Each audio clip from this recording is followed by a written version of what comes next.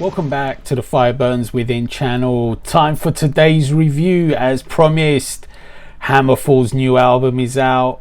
I spent a long time listening to it, 4 times, even 5 times, just a few songs just to get them stuck in my head, and boy are they stuck. Obviously I'm a huge Hammerfall fan, so this review, you can tell it's going to be positive, right? You can tell this is the 12th studio album from Hammerfall.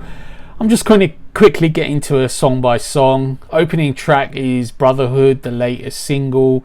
This is a killer track. It's like a statement of intent. It's like, this is us in 2022. This is Hammerfall, you know, this is what we stand for. Hinting at the classic sound from Legacy of Kings with the track Heeding the Call. They're recycling some of the old lyrics as well. Joachim, he sounds awesome on this song. Track 2 is Hammer of Dawn, the title track, the first single released from the album. Definitely one of my favorites. I love the pacing on this track. The chorus is a little bit different. It's sort of like one word, but it's quite cool. It gets quite catchy by the end. Track 3 is called No Son of Odin, and what a 1, 2, 3 gut punch. You know, 3 opening tracks, awesome, all killer. I love No Son of Odin. I love the slower chorus on this one, really majestic.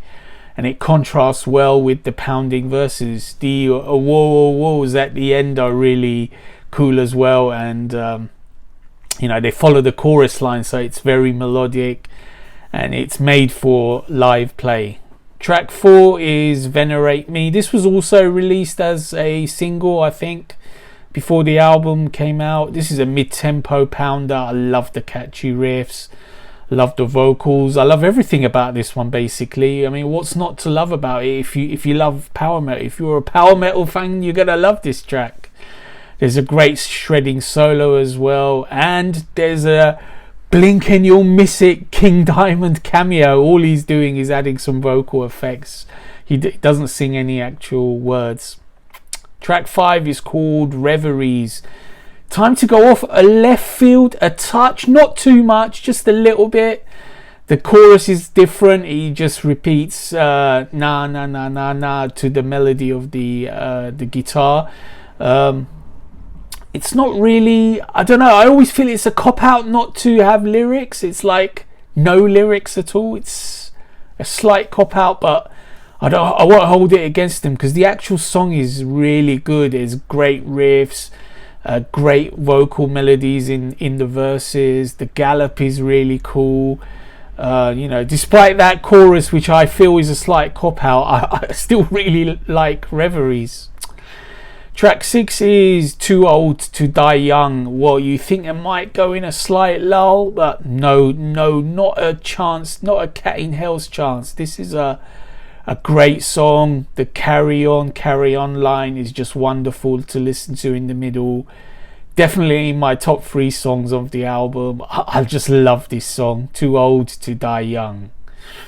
Track 7 is Not Today. It's the one and only ballad on the album. It's a decent song. It's probably my least favourite on the album, but it's growing on me. It's actually quite pleasant, and it gets quite nice and melodic as it goes on. Very well sung by Joachim.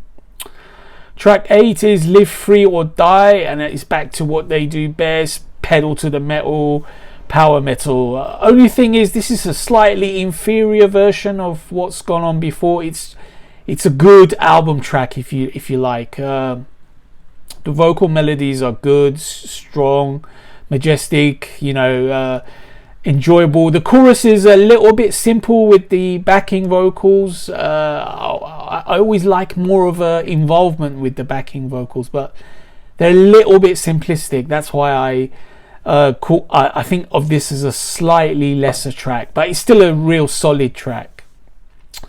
Track 9 is State of the Wild, with the wild with dots in between. I'm not sure why they do that, but I thought at first it stands for something, but then I couldn't really spot it what it was. But anyway, this is just a killer track. This is right back on form. This is like back to the early part of the album, which I really like.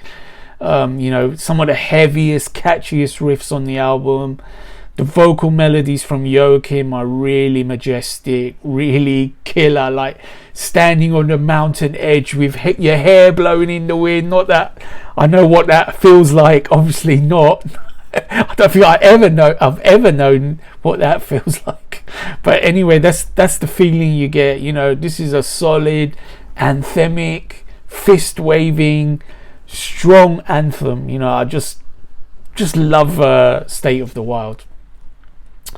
Track 10, the final track on the album, is No Mercy. You know, it's a typical Hammerfall song. It's a pedal to the metal song again. The pre-chorus on this reminds me of Priest's track Sinner. The chorus is quite simplistic as well. It's sort of back to the chanting, you know, the chant backing vocals, No Mercy. The chorus seems to be the weakest part of this song. I enjoy all the other parts, but the chorus not that much. It's okay. It's a solid, if unspectacular, end to the album. But the solo at the end is great as well, as usual. The solos throughout are just awesome. Absolutely awesome. So let's quickly round this up. Final thoughts. I enjoy this album immensely. I like it more than any Hammerfall album since 2014's Re-Evolution album. And perhaps more than that even. So this is the best Hammerfall album for quite some time.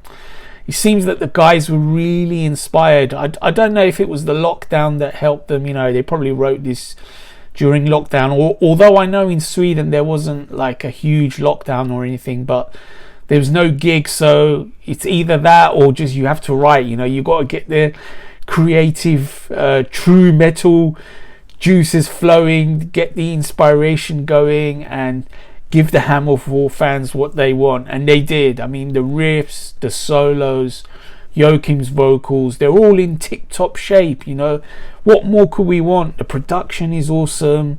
This is a great album. My top 3 tracks on the album are difficult because I like 6, 7, 8 of them really a lot. The top 3 anyway, I had to think of this, are opening track Brotherhood, No Son of Odin, and Too Old to Die Young. I love these 3. I love the other ones as well, but these 3 stood out to me. I give this album an easy 8.5 out of 10. I was going to give it a 9, but I just knocked half a point off because it's sort of familiar, tried and tested territory. It's top class Hammerfall. There's no surprises. Classic Hammerfall. Raise the hammer high. Stay tuned.